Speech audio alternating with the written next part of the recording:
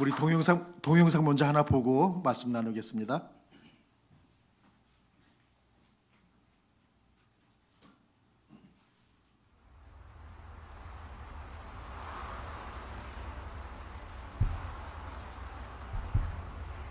I pray that no missionary will ever be as lonely as I have been.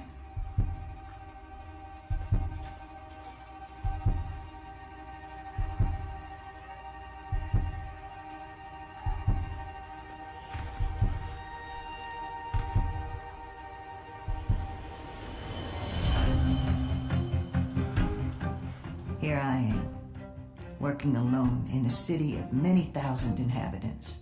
It is grievous to think of these human souls going down to death without even one opportunity of hearing the name of Jesus.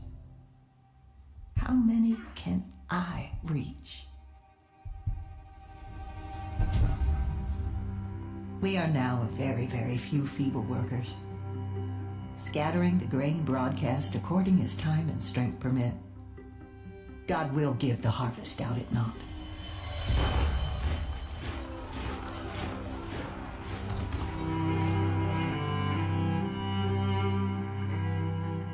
Please say to the new missionaries that they are coming to a life of hardship, responsibility, and constant self-denial.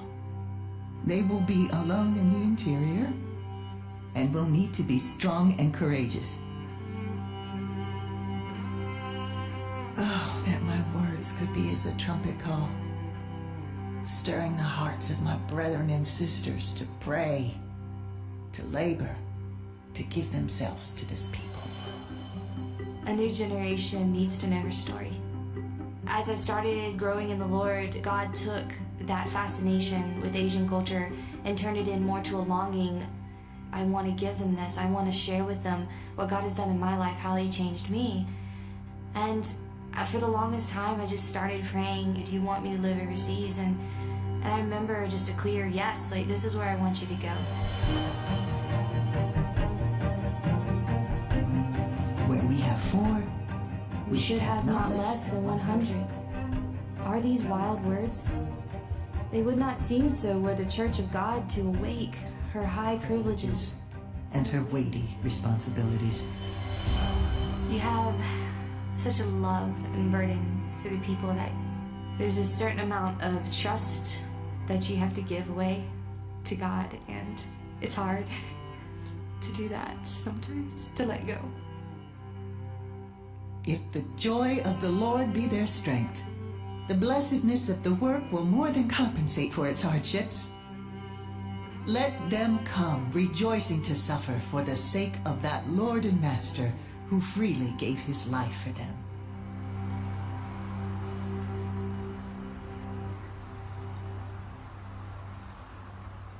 The needs of these people press upon my soul, and I cannot be silent.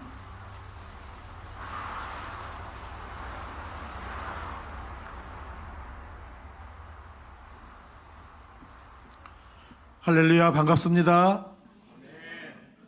이렇게 귀하고 복된 자리에 설 수 있게 하시는 우리 하나님께 정말 감사드리고, 또 아울러서 이렇게 귀한 자리 허락해 주신 우리 고목사님과 모든 성도님들께 진심으로 감사를 드립니다. 오늘 짧은 시간이지만 이 짧은 시간 안에 정말 하나님께서 여러분의 교회를 통해서 또 우리 IMB가 하나 되어서 열방 가운데서 무슨 일을 어떻게 해나갈 수 있는지, 하나님이 열방 가운데서 어떻게 역사하고 계시는지 이렇게 나눌 수 있는 그런 귀한 시간이 되었으면 좋겠습니다. 환대해 주셔서 너무 감사하고요. 오늘 또 오자마자 우리 목사님께서 커피를 한 잔 대접해 주시면서 또 요 교회가 위치한 요 자리를, 요 근방을 이렇게 한번 구경을 시켜 주셨어요. 교회가 순교자들의 거리 위에 세워졌다는 사실에 큰 감동을 받았습니다. 그래서 저도 한국 사람으로서 한국에 있는 순교자들의 스토리를 여러분들과 함께 나누면서 좀 말씀을 시작했으면 해요. 여러분들이 한국을 방문하실 기회가 된다면은 그 2호선과 6호선이 만나는 지점에 합정역이라고 있습니다. 그 합정역에서 내려서 7번 출구로 나와서 한강 쪽으로 한 5분 정도만 내려가면은 양화진 외국인 선교사 묘역이 있어요. 양화진 외국인 선교사 묘역. 이 양화진 외국인 선교사 묘역에는 그 옛날 한국에 예수 믿는 사람도 없고 교회도 없던 그 시절에 한국 땅에 찾아와서 복음을 전하다 순교하신 선교사 145분이 묻혀 계신 곳입니다. 묘비들을 쭉 보죠. 전부 다 선교사님들의 묘비인데, 저곳에 가서 선교사님들이 사역하시다 순교하신 그 묘비에 있는 내용들을 하나하나 읽어 나가다 보면은 정말 마음속에 큰 감동이 밀려듭니다. 내가 지금까지 어떻게 신앙생활을 해왔고 앞으로는 어떻게 신앙생활을 해나가야 될 것인가를 스스로 돌이켜보게 되는 그런 기회가 돼요. 아마 여러분들이 그 어떤 부흥에 10번 간 것보다 더 큰 은혜를 받고 오게 될 거예요. 저도 중국에서 사역을 하다가 낙심하고 좌절하고 절망할 때 한국에 와서 저 선배 선교사님들이 사역하시던 묘비에 있는 내용들 쭉 읽어 나가다 보면 새롭게 힘을 얻어서 선교지에 돌아가서 사역을 하던 그런 기억이 있습니다. 그래서 여러분 다음에 한국 방문하실 기회가 되면 꼭 한번 방문하시기를 추천드립니다. 제가 가는 데마다 이야기를 하다 보니까 거기에 찾아오시는 분들이 좀 많아졌다고 그래요. 그래서 여러분들도 가서 세계 선교 침례교회 족적을 거기다 이렇게 남겨두고 오시기를 바랍니다. 이 시간에 145분을 다 소개해드리면 좋겠지만 시간이 부족하니까 딱 한 분만 소개해드릴게요. 루비 레이첼 캔드릭 선교사님, 1883년 미국 텍사스에서 태어나셔서 1908년 8월 15일 서울에 있는 세브란스 병원에서 순교하셨습니다. 그때 저 선교사님의 나이 불과 25살. 처녀 선교사로서 한국에서 1년도 채 사역을 못 하셨어요. 그 1년마저도 황해도 개성에 있는 여학교에서 선교사로서의 준비와 한국어를 배우는 것이 대부분이었습니다. 그러니 제대로 뭐 선교도 못 해봤고 제대로 복음도 전해보지 못했죠. 열심히 준비하다가 갑자기 급성맹장에 걸려서 이역만리 타국에서 꽃다운 나이 25살에 순교하시고 말았습니다. 그 양화진 외국인 선교사 묘역에 있는 선교사님의 묘비에는 영어로 이렇게 한 줄이 기록되어 있다 그래요. If I had 1,000 lives to give, Korea should have them. 나에게 누군가에게 줄 수 있는 1000개의 생명이 있다고 한다면 나는 그 모두를 한국에 바칠 것이다. 저 선교사님을 파송한 교회에 있는 청년들에게 보낸 편지 가운데 그 같은 내용이 있었다 그럽니다. 그래서 그 내용을 따다 선교사님의 묘비명으로 삼게 된 것입니다. 사랑하는 성도님께서 여러분들이 생각하실 때 루비 레이첼 캔드릭 선교사님은 그 아까운 청춘을 허비하고 말았나요? What a waste.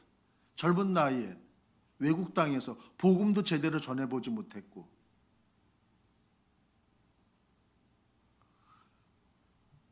너무 안타깝잖아요. 그렇지만은 여러분 저 선교사님의 묘비가 다른 사람들과 하고 좀 다르죠. 다른 뒤에 있는 묘비들을 보면 미끈미끈하게 잘 빠졌는데 저 묘비는 뭔가 좀 다른 모양을 하고 있죠. 저 묘비에 있는 저 모습이 바로 포도송이를 상징한다고 합니다. 울퉁불퉁한 것이 포도알 하나하나를 상징하는 거예요. 한 알의 씨앗이 땅에 떨어져 심기우니까 포도 열매로 맺혀서 많은 그 포도알을 맺히게 된 것을 나타내는 그런 뜻입니다. 놀랍게도 저 선교사님이 한국에서 순교하신 이후에 텍사스에 있는 그 선교사님을 파송한 교회에서 30명이 넘는 선교사가 나왔어요. 그리고는 그 많은 분들과 30명 가운데 많은 숫자가 한국 땅에 찾아와서 복음을 전하는 선교사가 되었다고 한답니다. 지난 9월 18일 107명의 새로운 IMB 선교사들이 그들의 자녀들과 함께 버지니아에 있는 리치몬드에 있는 IME 선교사 훈련원에 들어와서 7주간의 훈련을 마치고 전 세계로 파송을 받았습니다. 이제 내일 월요일 10월 27일 105명의 새로운 또 선교사님들이 리치몬드 선교사 훈련원에 들어와서 7주간의 훈련을 시작하고 오는 12월 13일 훈련을 마치고 전 세계로 파송을 받게 된 것입니다. 여러분들이 생각하실 때 그 선교사님들이 지금 가장 필요로 하는 것이 무엇일까요? 여러분들 꼭 잊지 마시고 여러분의 새벽 기도 시간에, 여러분의 목장 예배 시간에, 여러분의 개인의 경건의 시간 가운데, 여러분의 잠자리 기도 가운데 꼭 저들을 기억해서 기도해 주시기 바랍니다. 여러분들이 보내는 여러분들의 선교사예요. 나의 선교사입니다. 세계 선교 침례교회에서 보내는 여러분들의 선교사예요. 그래서 꼭 기도해 주시기 바랍니다. 한국도, 우리가 태어난 한국도 예전에는 단 한 명의 예수 믿는 사람도 없었고 단 하나의 교회도 없었던 미전도 종족 국가였어요. 그런 한국에 한국 기독교 역사 연구소라는 곳에서 출간한 그 내한 선교사 총람 1884-1984라고 하는 책에 따르면은 1884년부터 1984년까지 그 100년 동안 2,956명의 외국인 선교사가 가서 복음을 전했습니다. 단 한 개의 교회도 없던 한국 땅에 2,956명의 선교사가 100년 동안 복음을 전한 결과 현재는 한국에 6만 개가 넘는 교회가 있고 1,000만 명이 넘는 그리스도인이 있는 나라가 되었습니다. 단 한 명의 선교사도 없던 나라가 이제는 228개의 선교단체와 교회들이 연합해서 21,621명의 선교사를 171개국에 파송하는 선교사 대국이 되었습니다. 2,956명의 외국인 선교사들이 한국에 와서 어떤 선교사님들은 순교하셨어요. 어떤 선교사님은 남편을 잃었습니다. 어떤 선교사님은 아내를 잃었어요. 어떤 선교사님은 한국 땅에서 낳은 자녀 3명을 모두 한국 땅에 묻어야 했습니다. 제중원 3대 원장이었던 찰스 캐드월러드 윈튼 선교사님은 한국에서 낳은 자녀 3명, 1살 아들 월턴, 4살 아들 캐드윌러드, 4개월 된 딸 메리를 아까 봤던 양화진 외국인 선교사 묘역에 묻었고, 그리고 마침내 자신의 사랑하는 아내 레이 피샤도 바로 그 양화진 외국인 선교사 묘역에 묻었습니다. 다음에 여러분이 가서 보시면 보실 수 있을 거예요. 당연히 병을 얻어서 고생을 하신 분들도 있었죠. 왜? 그분들은 왜 그러한 삶을 살아야만 했었을까요? 대답은 딱 하나예요. 뭐죠? 모두 다 예수 그리스도의 생명을 삭스로 지불받은 사람들이 그 삭스를 받은 책임을 다하기 위해서 저 동쪽 끝에 있는 그 조그만 나라에 와서 죽기까지 헌신하며 충성했던 결과였던 것입니다. 사랑하는 성도 여러분, 이민생활 어렵죠. 우리가 이른 아침부터 밤늦은 시간까지 월화수목금토 그렇게 열심히 나가서 일하는 이유가 뭐예요? 왜 그렇게 열심히 나가서 일을 합니까? 왜냐하면 저와 여러분은 모두 다 삭스를 받았기 때문에, 페이를 받았으니까 그 페이를 받은 것에 대한 책임을 다하기 위해서 매일매일 그렇게 열심히 나가서 일하는 것 아닙니까? 똑같아요. 이 선교사님들도 우리 하늘 아버지께 예수 그리스도의 생명을 삭스로 지불받았기 때문에 그 삭스를 받은 책임을 다하기 위해서 저 동쪽 끝에 이름도 알지 못하는 그 나라에 가서 죽기까지 헌신하며 충성했던 것입니다. 그분들 가운데 누군가가 먼저 복음을 듣고 여러분에게 또 저에게 전해 주었던 것이죠. 그러지 않았다고 한다면 저 서울 변두리 모래내에 그 콧질질이었던 저 같은 아이가 어떻게 예수님을 만날 수 있었겠습니까? 네, 그렇습니다. 저는 아주 복음에 큰 빚진 사람이에요. 저는 그 복음에 대한 부담감을 떨칠 수가 없었고, 저분들이 생명을 내던지며 전해준 그 복음을 저도 단 한 명의 예수 믿는 사람도 없고 단 하나의 교회도 없는 곳에 전해주기로 결심을 했습니다. 담임하던 교회를 사임하고 저 중국의 서북 쪽에 만리장성 서쪽 끝에 고비사막 옆에 깐수성이라는 곳으로 날아갔습니다. 깐수성은 고산지대요. 해발이 2,000m가 넘습니다. 모래사막이 있는 곳이에요. 인구는 2,600만 명이, 수도 란저우의 인구는 360만 명. 예수 믿는 사람들은 6만 정도밖에 안 되는. 그러나 무슬림 인구는, 이슬람을 신봉하는 무슬림 인구는 168만 명. 아마 정부 발표가 그렇기 때문에 비공식적으로는 200만에서 300만 명이 훨씬 넘을 거예요. 버지니아보다 작은 그 깐수성 안에 이슬람 사원이 4,600개가 넘게 있고, 아마 산호세보다 저 작은 그 이슬람 발원지 린샤라고 하는 도시 안에는 2,500개가 넘는 그 무슬림 사원이 있습니다. 중국에 공식적으로 56개 소수민족이 있는데 56개 소수민족 가운데 10개 소수민족이 무슬림 소수민족이에요. 그중에 6개가 자리 잡고 있는 것이 제가 사역을 하던 깐수성에 있습니다. 중국의 이슬람교가 굉장히 오래된 역사를 가지고 있어요. 당나라 시대 때 그 비단길 실크로드를 따라서 기독교가 들어올 때 이슬람교도 함께 들어와서 중국 땅이 시작되는 그 깐수성에서 이슬람교가 시작이 됐습니다. 그래서 지금도 그곳에 가면 그 당나라 때 지어진 이슬람 사원이 그대로 그곳에 존재하고 있는 걸 볼 수가 있고, 또 그 당시 시리아에서 이슬람교를 포교하러 온 그 이슬람 선교사의 무덤이 지금도 그 자리에 있는 것을 가서 볼 수가 있습니다. 이 사람들이 살고 있는 지역은 지리적으로도 고산지대에 살고 있다면 접근하기가 어렵지만 우리처럼 외국인들이 찾아가기는 더더욱 어렵습니다. 그 동네에 딱 들어서게 되면 외지 사람들이 왔다는 것이 금방 표시가 나고, 그럼 당국에 보고가 되고 경찰들이 바로 출동해서 조사가 이루어지죠. 당신은 뭐 하는 사람인지, 여기 왜 왔는지.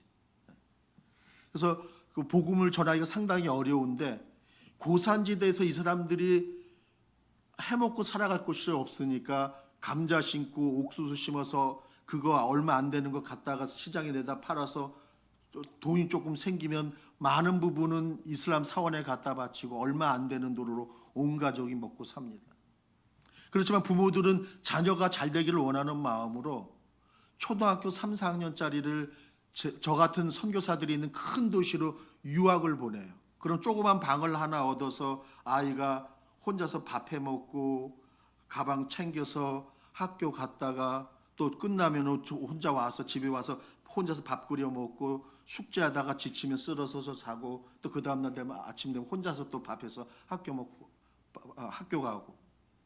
그럼 저희 같은 사람들이 그런 아이들이 있는 곳을 찾아가서 이제 빨래도 해주고 밥도 해주고 반찬도 해주고 숙제도 봐주고 집안 청소도 해주고, 그래서 관계가 좋아지면 이제 성경도 가르쳐주고 성경 이야기도 들리고 성경도 가르쳐주고, 이제 그런 아이들을 잘 돌보아주면 신앙 안에서 자라게 하는 그런 역할들도 많이 했었고, 그다음에 중고등학생들은 말귀가 더 잘 알아들으니까 그런 학생들도 찾아가서 이제 밥도 해주고 빨래도 해주고 반찬도 해주고 숙제도 봐주고 영어도 가르쳐주고 수학도 가르쳐주고, 대학생들도 마찬가지로 영어도 가르쳐주고 또 집에 초대해서 함께 식사도 하고, 관계가 좋아지면 이제 같이 성경 공부도 하고 제자 훈련도 하고.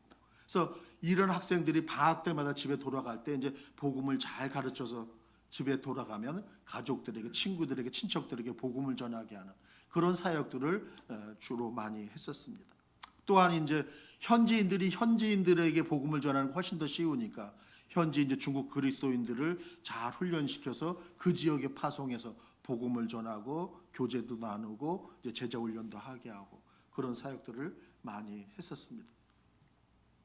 여러분들의 기도와 격려, 후원으로 말미암아 저희 남침례교회 국제선교부 IMB 소속 선교사들은 지금 이 순간에도 단 한 명의 예수 믿는 사람도 없고 단 하나의 교회도 없는 곳에서 최선을 다해서 열심히 복음을 전하고 있습니다.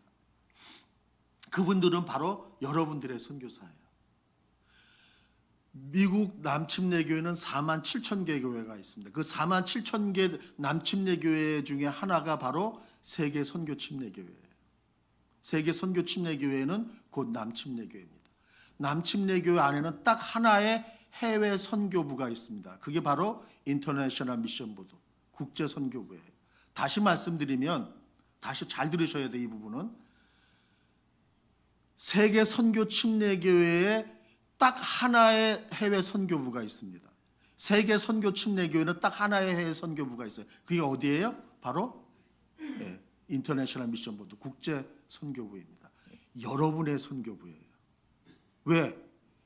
세계 선교 침례 교회는 남침례 교회이기 때문에 3,600명의 선교사가 여러분들이 보내는 선교사입니다. 세계 선교 침례 교회는 3,600명의 선교사를 가지고 있는 교회입니다. 아무도 놀라시지 않네. 믿음들이 좋으셔가지고. 세계 선교 침례 교회는 3,600명의 선교사를 보내고 있습니다. 아멘? 아멘. 여러분의 선교사예요. 여러분이 기도해 주지 않고, 여러분들이 헌금해 주지 않고, 여러분들이 후원해 주지 않으면 그분들은 선교지에서 단 하루도 버틸 수가 없어요. 여러분들이 보내는 선교사입니다. 우리는 그렇게 보내지 않고 있는데요. 아니요, 여러분들이 보내고 있어요. 여러분들이 이미 헌금하고 있습니다. 여러분들이 매주일 드리는 그 헌금이 교단 본부로 갔다가 교단 본부에서 IMB로 와요. 여러분들이 3,600명의 해외 선교사들을 지금 그 후원하고 있고요. 여러분들이 미국 내에 교회가 없는 곳에 교회를 지금 개척하고 있습니다. 어떻게? 여러분들이 매주일 드리는 그 헌금을 통해서, 여러분들이 매주일 드리는 그 헌금을 통해서 가난한 신학생들의 신학 공부를 지금 시키고 있어요. 미국 안에는 6개의 침례교 신학교를 통해서. 여러분들이 매주일 드리는 헌금을 통해서 터키의 지진 난데, 대만의 지진 난데, 우크라이나의 전쟁 난데 이미 그 전쟁터에서 그 지진 피해자들을 다 돕고 있습니다. 우리는 그렇게 헌금하지 않았는데 여러분들이 매주일 드리는 헌금을 통해서 그렇게 하고 있는 거예요. 제가 이 말씀을 드리고 싶어서 여러분들이 그렇게 정말 위대한 일, 여러분들이 정말 놀라운 일을 하고 있다는 말씀을 드리고 싶어서 이 자리에 꼭 오고 싶었던 것입니다. 그래서 우리 IMB 총재님과 3,600명의 선교사들과 그들의 자녀 3,000명들을 대표해서 여러분들에게 감사의 인사의 말씀을 드립니다. 정말 감사합니다.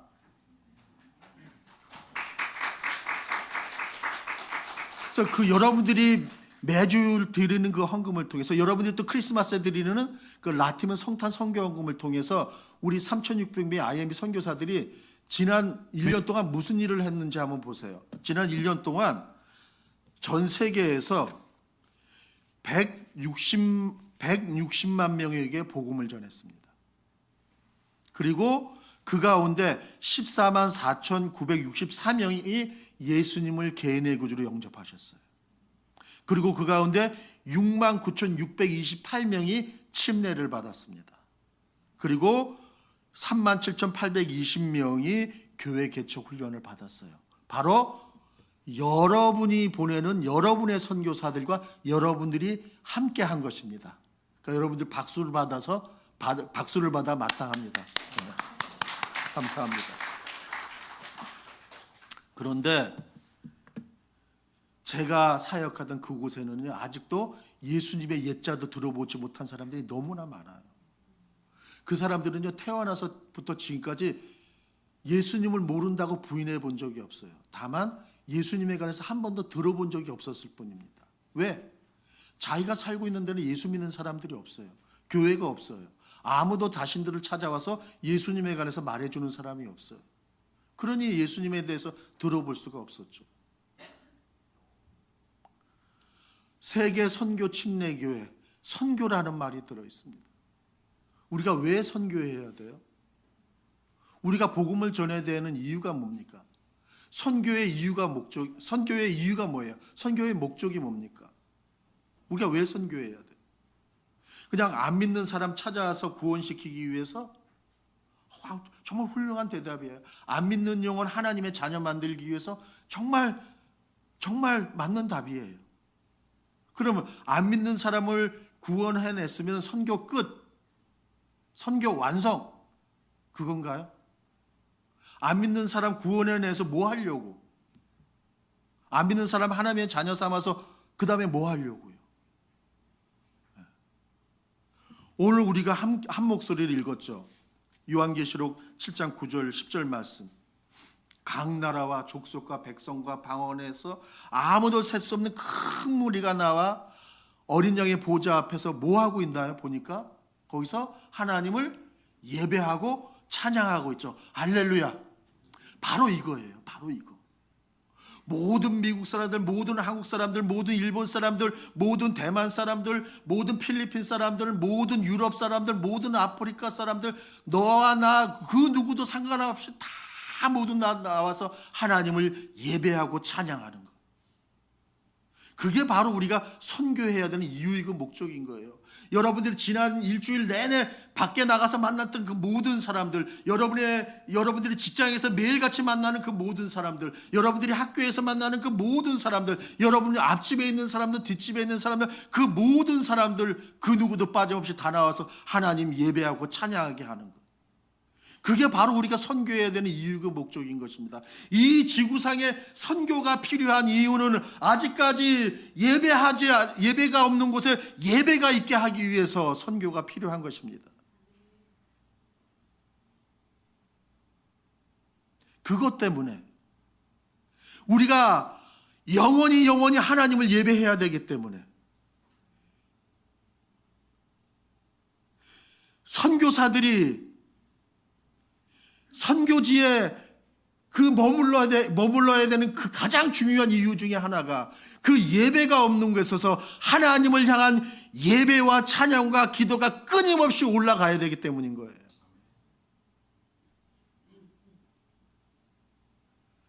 오늘 단기 선교 출발하는 그 단기 선교팀이 그 땅을 찾아가야 하는 이유 중에 하나가 그곳에 예배가 없기 때문에 하나님을 향한 예배가 이 단기 선교팀을 통해서 온전히 하나님 앞에 올려지게 하기 위해서인 것이죠.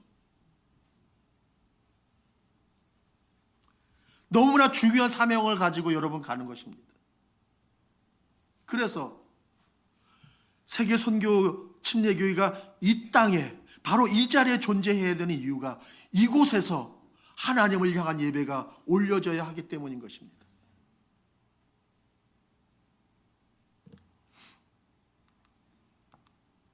우리가 살고 있는 세상에는 두 종류의 세계가 존재합니다. 파란 세계가 있고요, 빨간 세계가 있습니다.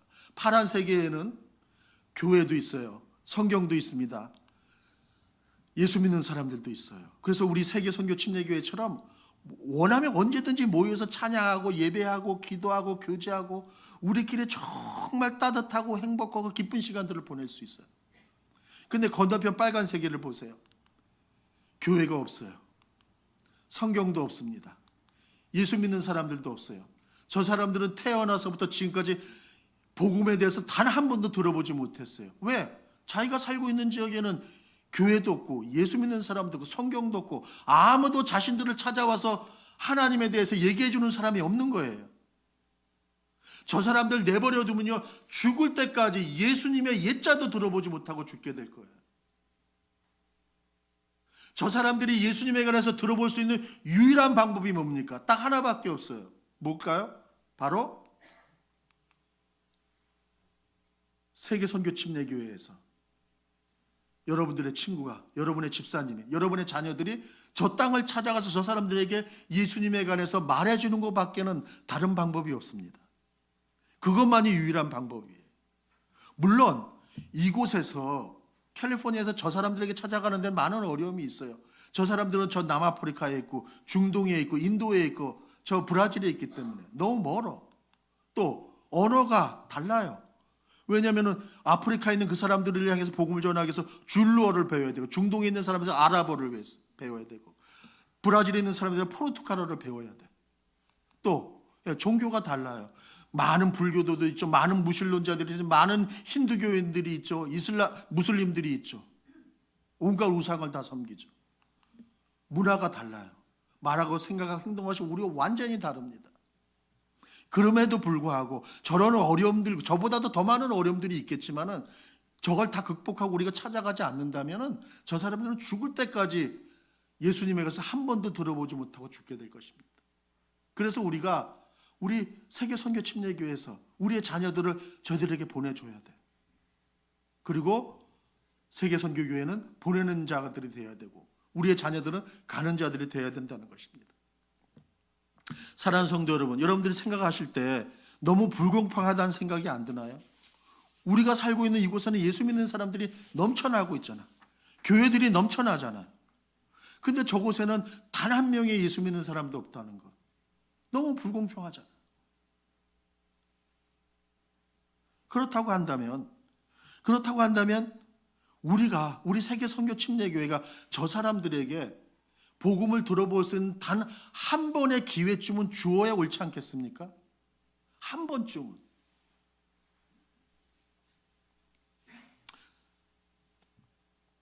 제가 살고 있던 깐수성 란조우에 가면은요, 윌리엄 보든 메모리얼 하스피탈이라고 있습니다.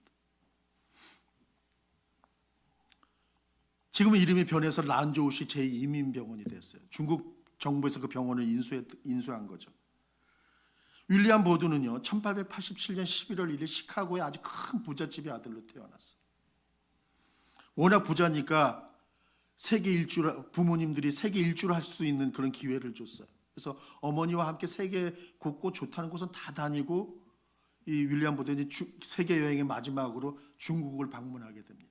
중국도 베이징, 샹하이, 홍콩 같은 데 다 다니고 중국 여행의 마지막으로 제가 사역하는 란조우라는 곳을 방문하게 됩니다. 란조우를 찾아온 윌리엄 보든이 그곳에서 아주 충격적인 경험을 하게 돼요. 문둥병에 걸린 중국 무슬림, 회족 무슬림을 만나게 된 거예요.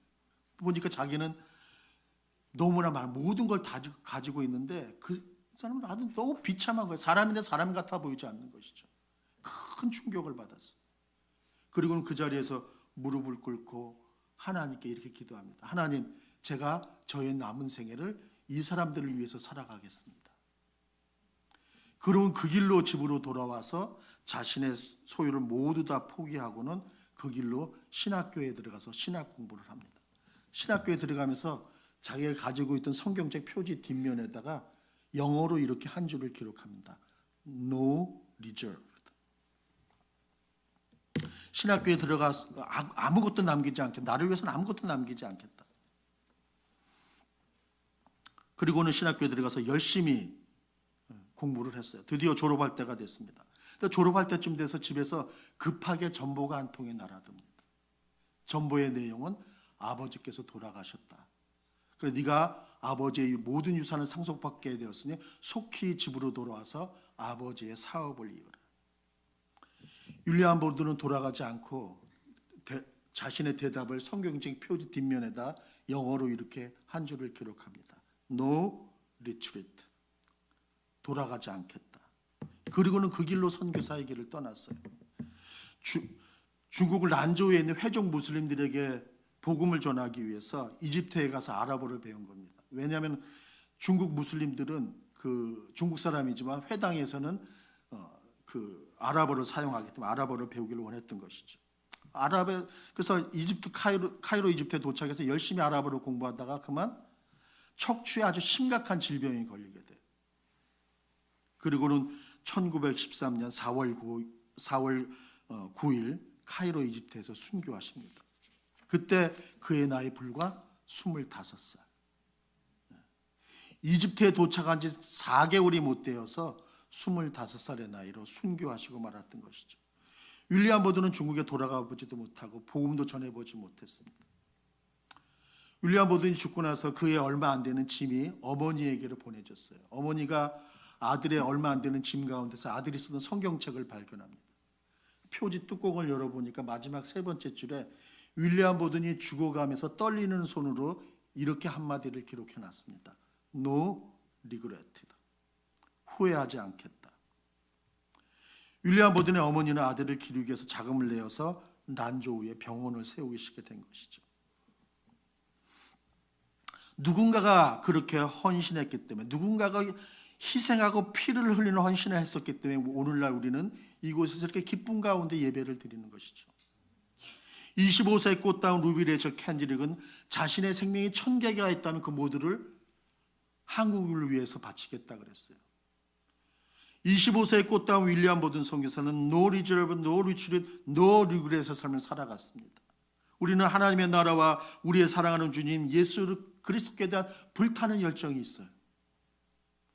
하나님의 나라와 예수 그리스도를 위한 삶을 살아가다 우리는 1000개, 10,000개라도 아낌없이 드릴 수 있어야 되겠죠.